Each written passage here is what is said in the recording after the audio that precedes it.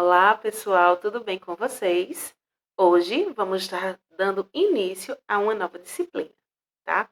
Essa disciplina é a disciplina de geriatria, tá? Nelas nós vamos compreender um pouco de todos os processos do envelhecer, tá?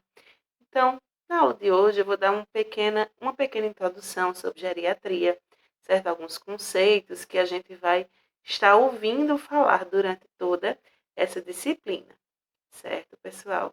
Eu sou Camila Figueiredo, sou enfermeira e venham comigo.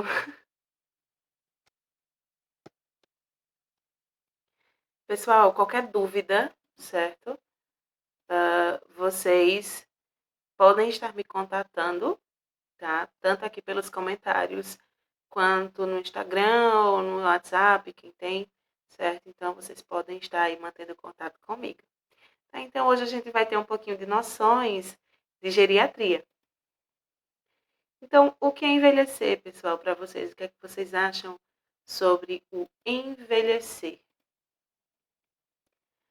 A Organização Pan-Americana de Saúde, a OPAS, ela define o envelhecimento como um processo sequencial, individual, acumulativo, irreversível, universal, não patológico e de deterioração de um organismo maduro, próprio a todos os membros de uma espécie, de maneira que o tempo o torne menos capaz de fazer frente ao estresse do meio ambiente e, portanto, aumente sua possibilidade de morte. Vamos lá traduzir. Gente, é um processo que vem em sequência, tá? Cada ser humano vai passar por isso que ele é individual, ele é acumulativo, pois todos os dias nós estamos num processo de envelhecimento, a cada dia que passa, então ele vai se acumulando no nosso organismo. Ele é irreversível, tá? É um processo que a gente não tem como reverter o envelhecimento. Muitas pessoas podem fazer procedimentos estéticos, estica aqui, puxa dali, mas o organismo está envelhecendo, né? As células, os tecidos, os órgãos. Então, é irreversível. Você pode mudar a estética, mas o processo de envelhecimento você não pode mudar. É universal, pois todos, sem exceção, passamos por esse processo de envelhecimento, né? De maturação.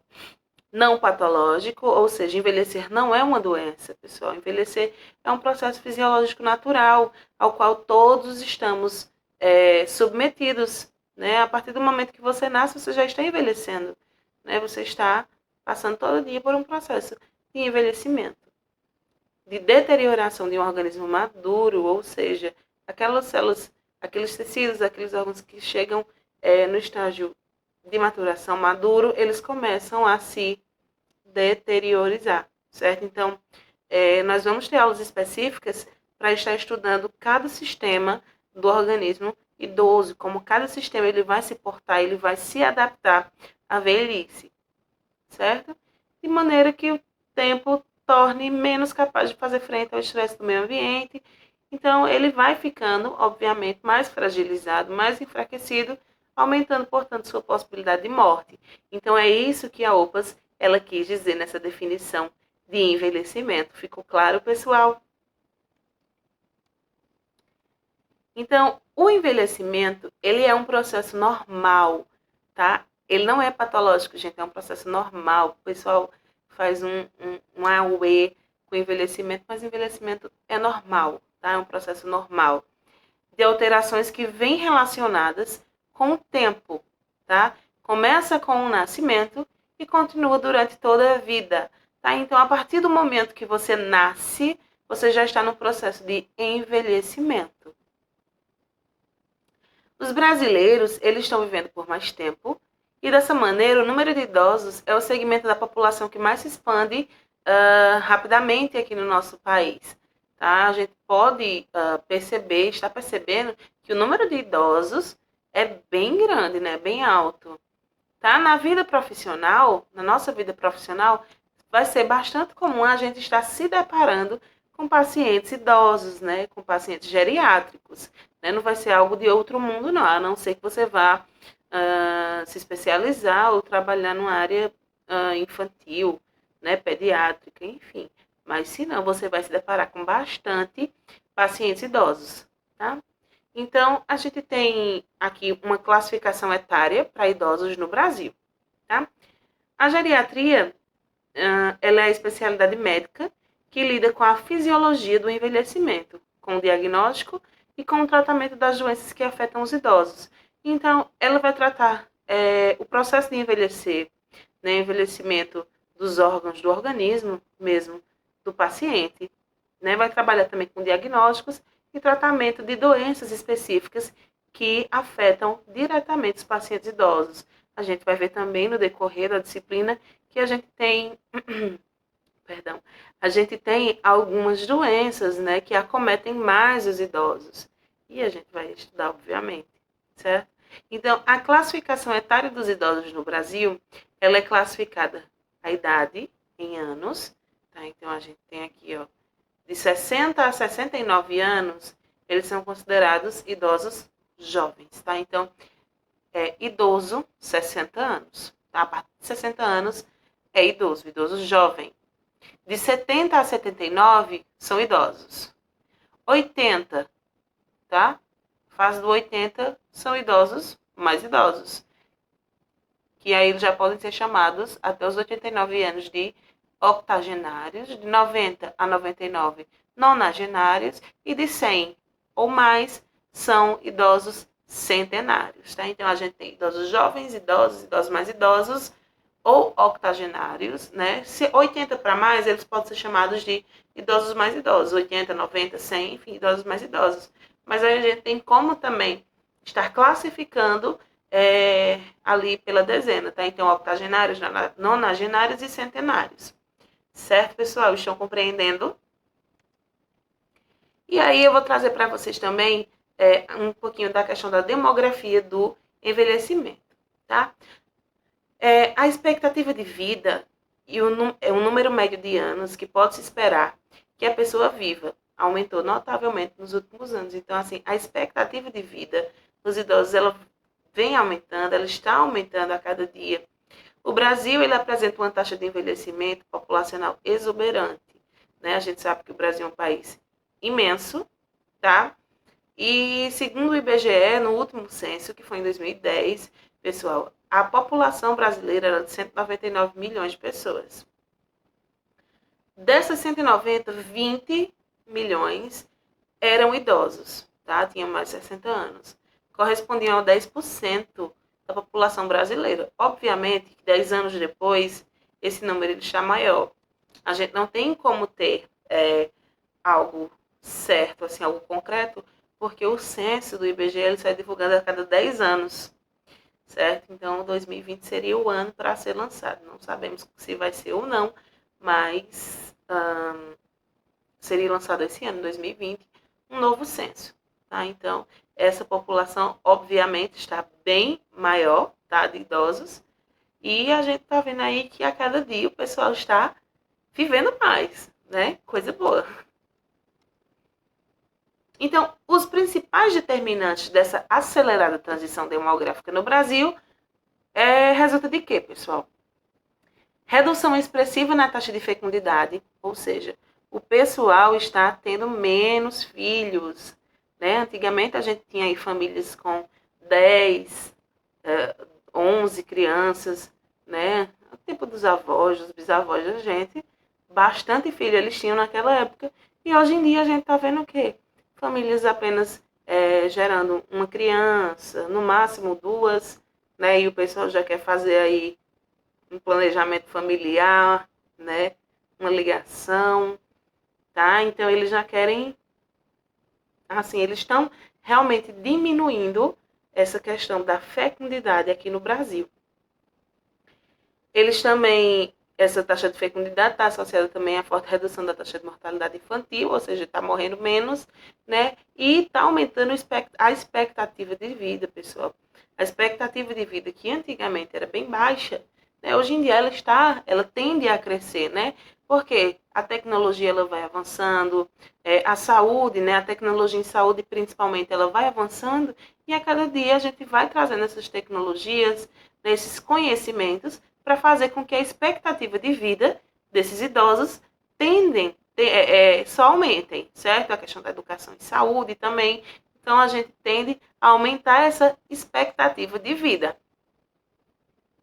Estima-se que daqui a 5 anos, o Brasil ocupará o 6º lugar quanto ao contingente de idosos, alcançando cerca de 32 milhões de pessoas com 60 anos ou mais.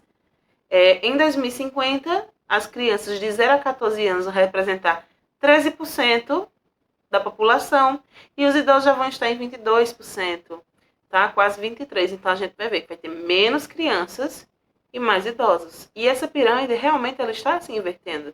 Né? A gente tem uma pirâmide demográfica que na base da pirâmide eram crianças e adolescentes, adultos e idosos. Né? Ela ia se estreitando, porque a quantidade de idosos era menor. Mas vai chegar um tempo que a quantidade de idosos vai ser maior do que a de crianças. Então, essa pirâmide ela vai se inverter. Ela está nesse processo tendendo a reverter essa pirâmide, né? Inverter essa pirâmide para ela, os idosos, né, ser a maior parte do que as crianças. Obviamente que adultos em idade produtiva, consequentemente, vai ser maior. Então, o processo de envelhecimento populacional está associado a quê, pessoal? Só revisando. Queda da fecundidade, queda na mortalidade e aumento de vida. Então, o pessoal está engravidando menos, está gerando menos crianças. A mortalidade também ela está diminuindo, certo? E a expectativa de vida, ela vem aumentando.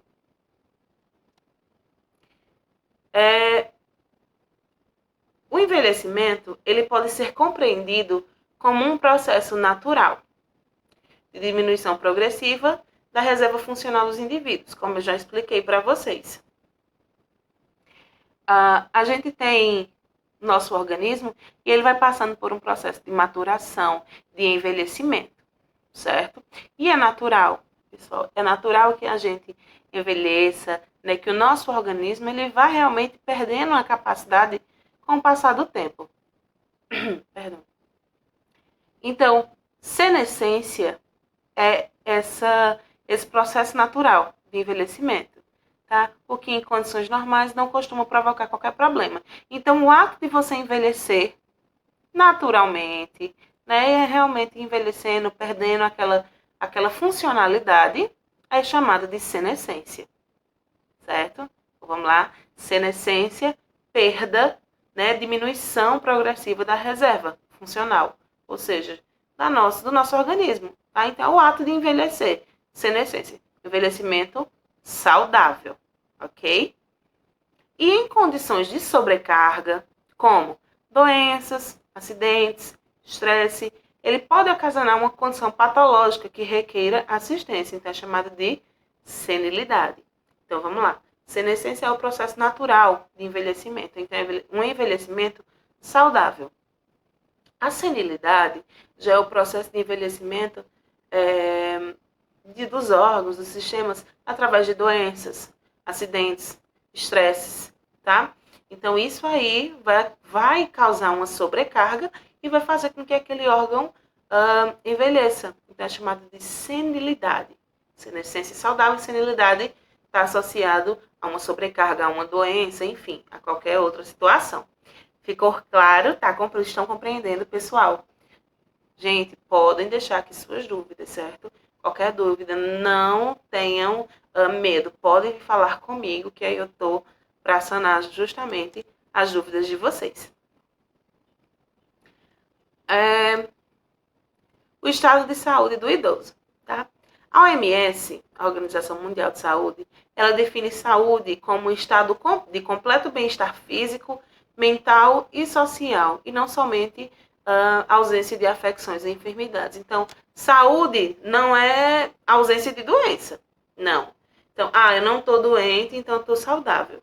Né? Mas a gente precisa de um bem-estar físico, a gente precisa de um bem-estar mental, né? Às vezes é difícil, tá? E social, certo? Então, para a gente ser saudável, não é só ausência de afecções ou enfermidades. A gente precisa estar de bem físico, mental e socialmente. O foco da saúde está estritamente relacionado à funcionalidade global do indivíduo, definida como a capacidade de gerir a própria vida ou cuidar de si mesmo. Então, o foco da saúde, tá, do idoso, a gente relaciona muito a funcionalidade desse idoso. O quanto esse idoso ele pode estar sendo funcional, o quanto esse idoso ele pode estar ali se movimentando, fazendo suas atividades, cuidando da própria vida, cuidando da sua casa. Tá? Então, a gente associa muito a isso, certo? Então, ali a gente está relacionando a funcionalidade desse idoso. A pessoa ela é considerada saudável quando é capaz de realizar as suas atividades sozinha, de forma independente e autônoma, mesmo que tenha doenças. Então, assim, você pode ter alguma enfermidade, mas aí você consegue realizar suas atividades sozinho, você não depende de outra pessoa para estar realizando suas atividades. Mesmo assim, você pode ser considerado saudável, porque você consegue gerir sua própria vida, você é capaz de realizar todas as suas atividades, ok? Então, ó, para um envelhecimento ativo, a gente precisa manter uma vida saudável, como, pessoal? Alimentação, fisicamente, tá? Mentalmente, socialmente, ter uma vida social ativa, tá? Então, isso a gente vai conseguir ter uma vida saudável. Tá? A gente não está falando só do físico, mas o mental e o social também vai entrar, tá, pessoal? Principalmente o mental e social relacionado aos idosos. A gente vai ver que os idosos eles têm mais suscetibilidade a doenças mentais, né, a doenças como depressão e tudo isso. Então, uma vida social e uma vida mental ativa desse idoso vai fazer a diferença. Uma vida participativa, então, que esse idoso seja participativo na família, no social, no coletivo, tá? Que esse idoso também tenha uma seguridade social, tá? Mas é importante? É importante a gente ter uma seguridade social, né? A gente ter ali condições financeiras de vida que a gente não vai estar passando sufoco, né? Assim, bem resumido, né? Essa parte, assim, a gente tem uma seguridade social, ele receber sua aposentadoria, suprir suas necessidades financeiras também. Obviamente, a gente não está falando de luxo, né? De coisas luxuosas, mas sim manter uma vida segura. Como é que eu posso dizer segura?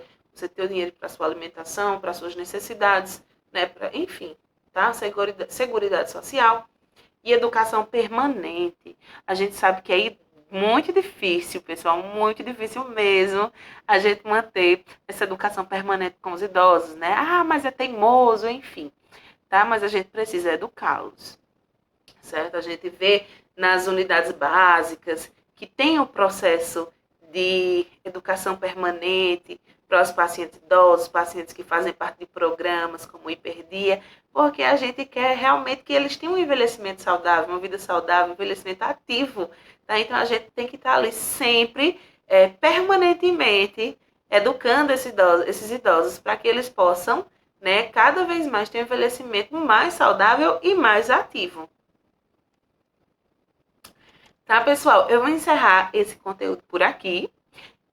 Já já eu volto, tá? Com a segunda parte dessa aula, para não ficar tão cansativo para vocês. Tá bom? Espero que vocês tenham entendido, que vocês estejam gostando. Qualquer dúvida, pessoal, podem deixar aqui nos comentários, certo? Falar no Instagram ou, enfim, com os meus números que vocês têm aí, certo? Podem estar entrando em contato, tá bom, pessoal? Vou deixar a aula aqui em PDF também para vocês, quem quiser baixar no celular, no computador, imprimir, enfim, certo? Podem ficar à vontade. Tchau, tchau e até a próxima.